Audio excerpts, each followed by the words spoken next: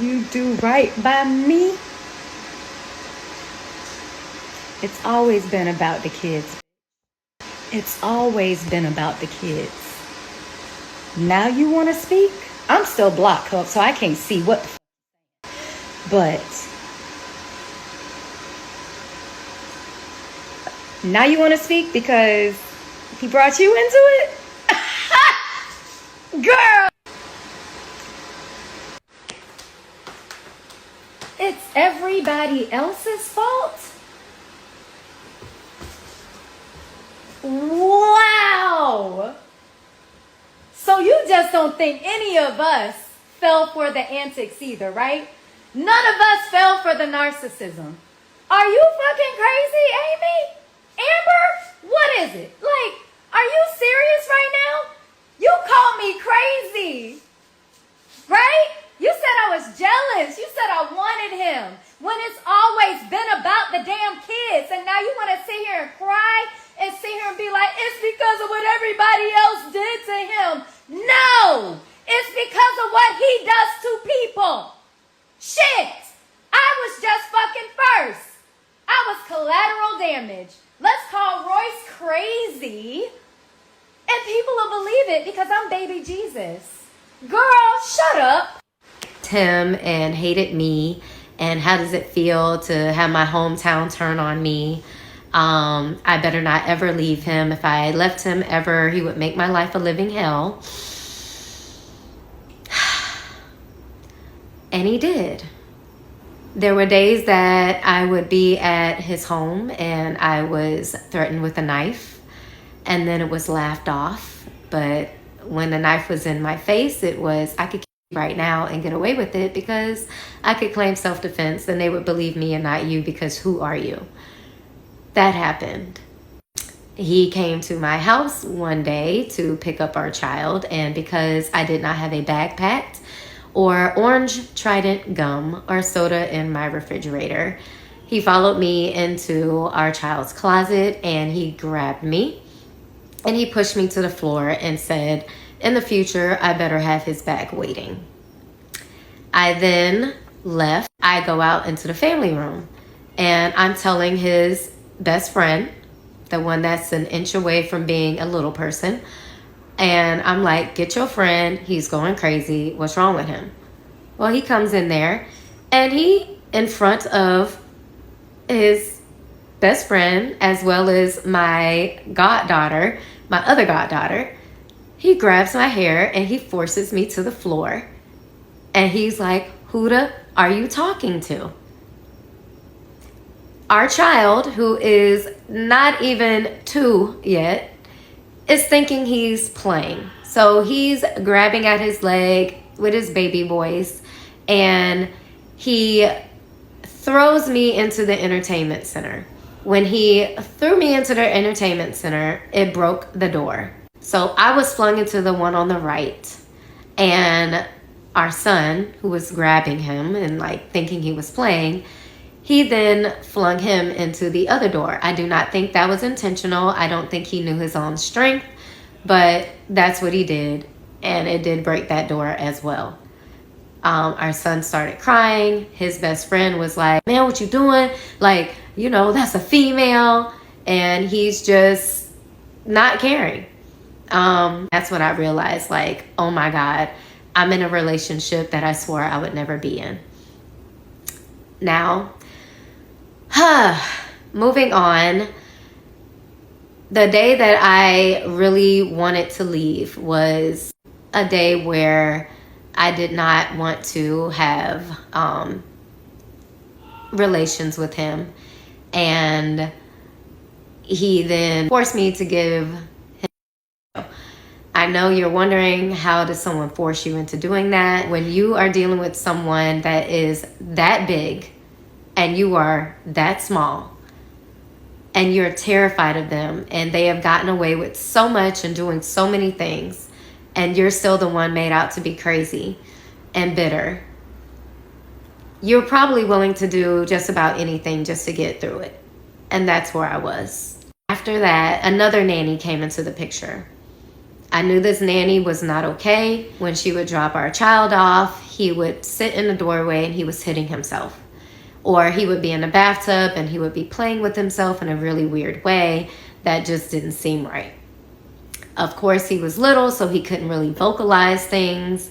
But yeah, I could tell something wasn't right. There was the day where I invited her inside and I sat her down and I said, I just need to talk to you.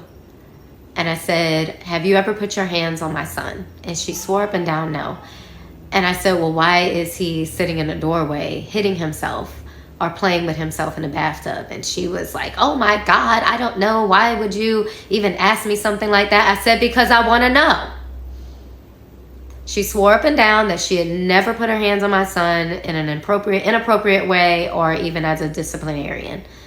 I said, okay. And I said, but if I find out that you have ever put your hands on my son, we're going to have a problem. She asked me if that was a threat. I said, no, it's not a threat. It's a promise. She then went back and told them that I threatened her. And I told them the same thing, that I didn't threaten her, that I made a promise. And that's when things started getting hidden from me about what was going on at that house with my child. But I found out anyway. Sister and him coming on my live yesterday and commenting, and I'm so happy I didn't see it because I was just so into speaking.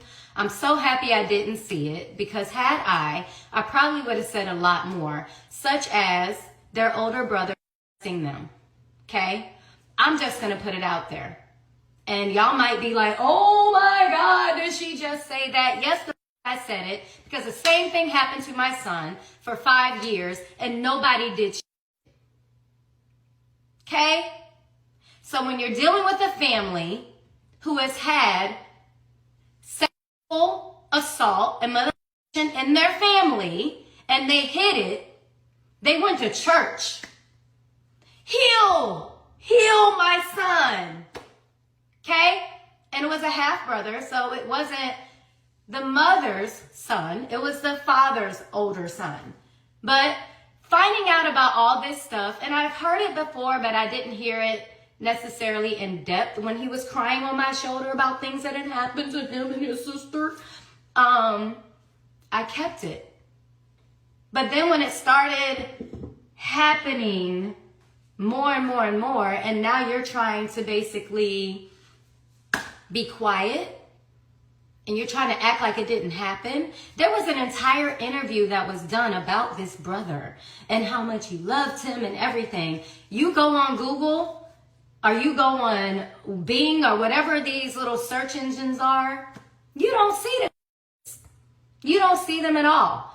All those stories have been wiped clean. So when people tell you that something is on the internet or when something is on the internet, it's on there forever, that's a lie. Money can get removed, okay? There is not one story about that brother anymore. But yes, that is the brother that did his sister for years. And they still sent her to spend time with him during the summer. The only time that that brother went to jail was when he met his own daughter. And she told. People are mandated reporters.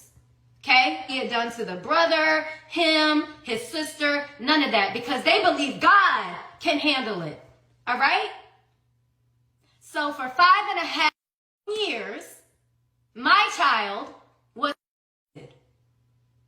And I knew it.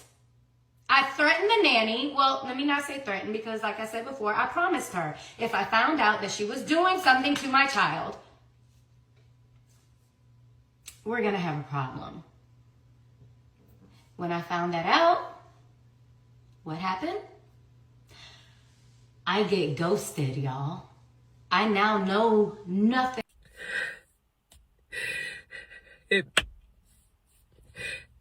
To know me, you know I am so prideful and so private.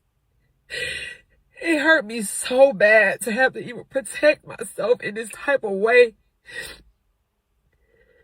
But my marriage has landed me in a very dangerous position. My stepdaughter was just taken by CPS because of her father. CPS and the police have been here 3 times in less than 3 months, and I stood in it with my husband, even though I was scared for my own self. Whatever he wanted me to say, whatever it was, I'm thinking this is my husband. I had everybody around me saying, even after I tried to divorce him the first time, everybody around me says, you can't leave your husband this soon. You said through sickness, through health. You should have never married him. Through this, you said through good or bad. That's why I came back, but this is going way too far. He want a man. But it's not even about me. It's about the kids. The stuff that I have to go through with the kids, I have to be witnesses to. I'm in the police at the house. They ask me questions. I don't know how do I lie for my husband. I've never been married before. I'm in love with my husband. I don't want him to get in trouble. So of course I'll be his alibi, but this is going way too far. He don't love you. And now I'm getting mixed all in this. I have been with this man for 14 months. Shit. She signed up for it. I cannot ruin my entire life for something that this person is doing. I just cannot do it. I tried to get so much help. I asked for counseling in our marriage. We went through 2 different counselors. When I say I love my husband, I don't want to leave my husband. But the positions he keeps putting me in. And it's all over nothing. I keep telling people he needs some help, y'all. I live with him. This is not him. This is not Dwight. This is trauma. This is everything he's been through, but just not the kids. I have to advocate for the kids. And I can't go down for what he's doing. So they took our daughter. And I'm just sitting there like, do I speak up? Do I be quiet? What do I do? But I caught this man. I caught this man forcing our 12-year-old son to cover for him, his son, to cover for him. He had him lying. I recorded it. He was coaching our son to lie on me, and I had to record it. And it's this shit. I try to tell everybody he needs some help, and ain't nobody wanna fucking listen because he got the money. I kept saying whatever, y'all don't understand. I live with him. He needs some help. And this is it. This is what I'm fucking losing my fucking marriage to. This shit right here. I told everybody, y'all gotta help him. He is spiraling. I'm in here with him. I'm trying to love him through it. I was gonna run out the door. I was gonna leave him. But everybody told me, don't leave him. He's struggling. I stayed, but not this year. We got the police involved. CPS, you lying on me. You making up alibis. You got our son, my stepson, lying. And thank God I recorded it. And he innocent in this, but you said just to protect yourself, you would take anybody out, including me, and I can't let you do it no more. I don't want to share the dirty secrets. I don't want to go out like how everybody else did this, man. But I gotta protect myself now. I'm uncomfortable. Now, I don't know I don't know. I'm uncomfortable. This man has the money. This man controls it all. Yeah, he wanna And it's not about no money. I've been with this man for 14, 15 months. I never asked him for $1, nothing. I'm not on the credit cards. I just love him for him. But this shit is going too fucking far. And I'm so embarrassed. And I gotta even I'm just like, I don't know what to do. You should be when I heard my stepson being coached to lie on me, I gotta protect myself now, and I know it's supposed to be through sickness and health, but this shit is scary.